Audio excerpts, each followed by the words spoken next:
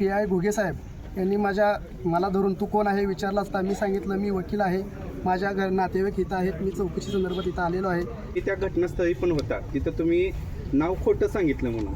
नाही, खोटं नाव सांगितलेलं नाही. माझं त्यांनी आधार कार्ड घेतलं आणि त्याच्यावरून त्यांनी माझं नाव घेतलेलं आहे. ती पोटी त्यांनी चुकीचं नाव सांगितलं होतं. मी मेटकरी आहे म्हणून सांगितलं नाही नाव, मी सरगर आहे म्हणून नाव सांगितलं, मारतेली म्हणून.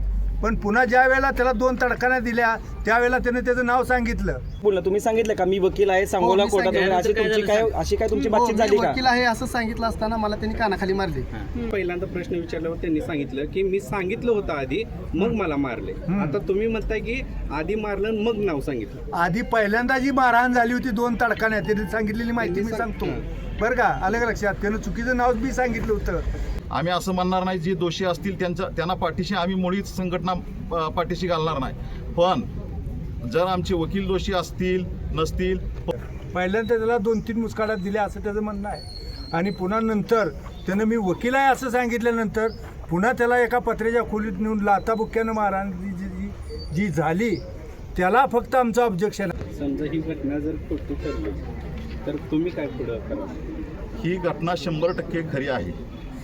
आणि जर तुम्ही ह्याची हमी आम्हाला देणार आहे का बाबा ही जर घटना खरी असेल तर काय त्याचं पाठपुराव्यानंतर जर असं काही झालं तर अजिबात होणार नाही ह्याची आम्हाला खात्री आहे. आमच्या सदस्यावर आमचा विश्वास आहे. या घटनेमध्ये प्रशासन आणि कायदा असं एकमेकाच्या विरुद्ध चालले घटना होती. तर तुम्ही सगळे वकील संघटना म्हणून तुम्ही खूप तज्ज्ञ आहात, प्रशासन सुद्धा खूप तज्ज्ञ आहे. यात तुम्ही तोडगा काढायचा तर कशा पद्धती तुम्ही काढणार, मार्ग कशा पद्धती तुम्ही काढणार, किंवा तुम्ही याच्यावर काय पुढे कारवाई करत जाणार? तुम्ही आमची 11 वाजता साधारण मीटिंग विधिज्ञ संघाची बसलेली होती. त्या घटनेच्या जी यांनी तक्रारी अर्ज दिलेला होता त्या अनुषंगानं आम्ही PI साहेबांना या पोलीस स्टेशनचे प्रमुख म्हणून आम्ही त्यांना फोन केलेला होता आणि ह्यात काय तोडगा निघतोय का ह्याचा सुद्धा प्रयत्न केलेला होता. परंतु ते काय इथं उपलब्ध नाही. त्यांनी सांगितलं मी बाहेर आहे. त्यांनी असंही सांगितलं मी 1:30 वाजता येतो, 2 वाजता येतो, 4 वाजता येतो, असाही त्यांच्याकडून काय पॉझिटिव्ह आम्हाला रिस्पॉन्स आलेला नाही. त्यामुळं आम्ही हे आमच्या सनदशीर कायदेशीर मार्गाने जे काही आंदोलन आहे ते आंदोलन सुरू केलेलं आहे. त्याच्याबद्दलचं पोलीस स्टेशनला गुन्हे दाखल झालेत, त्यांना कुणाला अटक केलं असेल त्याच्याबद्दल आम्हाला काहीही म्हणायचं नाही.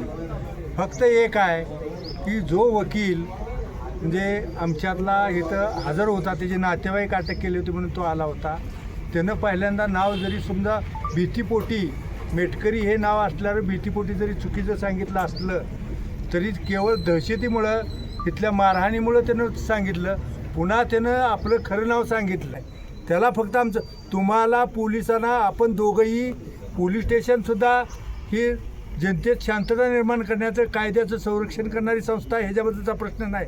आम्हीसुद्धा वकील सगळे जे आहे ते सुद्धा कायद्याला मदत करणारीच माणसं आहे.